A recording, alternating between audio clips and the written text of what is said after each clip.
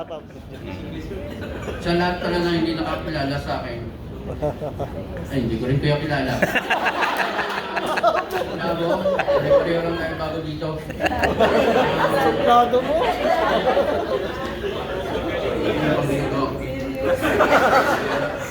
Bago ako simula, pasalamatan ko lang si B-Boy kasi nagkwento siya nung dati, nung Baguio? punta na siya sa Baguio. Kaya nang pa siya kung paano pumunta sa Baguio. Sabi niya, marami sa Cubao, marami daw sa Pasay na bus. Thank you boy, ngayon born again Christian ako. Yan yung victory na sinasabi mo eh.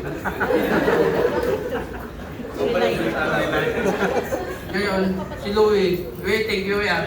Marami po ako natutunan kay Louie kasi siya po sa akin nagturo na press 1 pag masaya, press 2 pag natutunan, slide up pag gusto mo pa maghanap ng iba.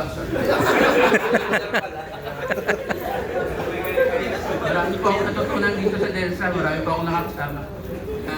Matatalino po. Kasi nagsimula ako dito sa Delsa, ano lang yun, bilang isang tanga.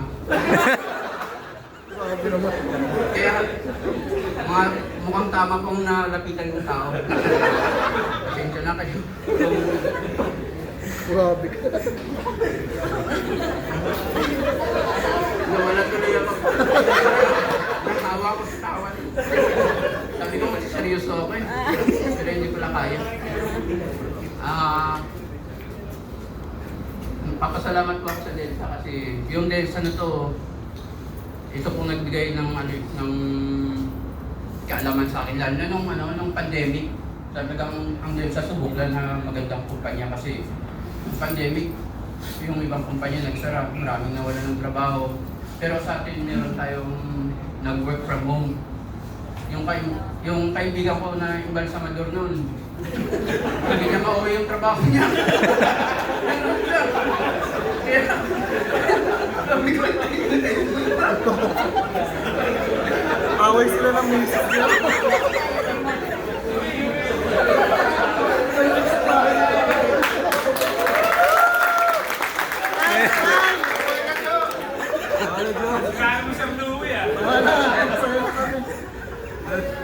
Tsaka pag sumakay ka na ng jeep, di ba? Pag nag-commute ka, pag pumubo ka lang, parang dapat na siya yung katabi mo.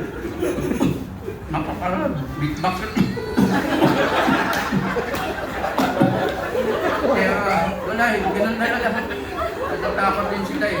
Kasi minsan hindi mo alam kung makatabi mo, may ubo lang, may TV na pala. Tubig, kaya hindi natin alam. Sa Delsa, dito ko rin nalaman na hindi pala ang taga Delsa pala, iba yung lahi. Bakit naman? Hindi pala to pure Filipino. Meron pala dito yung Russian, Tunisia, Argentina. Kaya iba-iba pala. Iba-iba man tayo lahi pero pinag-isa tayo ng creed. Manli, hindi ka pwede magyapang eh. Ano? Not only yung financial gains, nor to impress others. Ipunin mo yan hanggang Friday. Saturday. Kaya pag Tuesday, siyempre, dito kasi sa plate natin, tinuruan tayo ng magtrabaho ng iisa tayo, harmony with the spirit of cooperation. Tapos, fair and just to nazi. Sana all.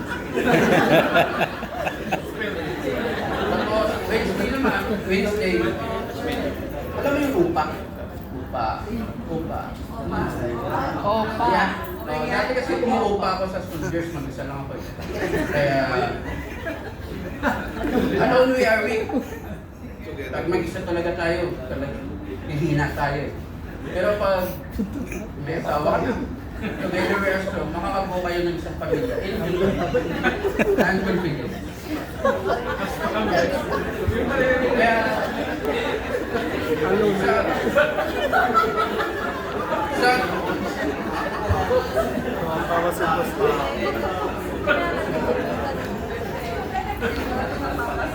Dito sa Densa, maganda dito eh. Kasi masaya. Good vibes lang tayo. Ano lang. Kasi minsan marami na tayong problema eh. Kasi sa delivery, puro na ata mga bubo tao. Kasi tinanong ko minsan yung isang kasama ko, kamusta siya, ano, ganito, ganyan. Sabi niya, ay, yun, bubo na rin.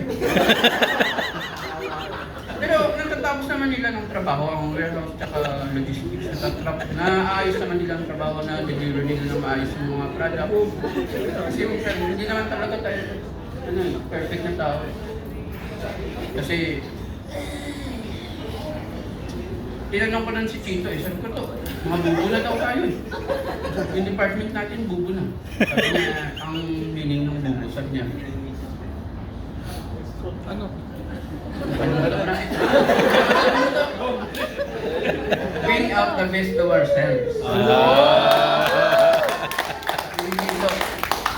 Kasi, totoo naman na hindi tayo perfect, kaya nagkaka-fail tayo minsan. Ibig sabihin ng fail, first attempt and learning. Japan. Yan lang. Thank you.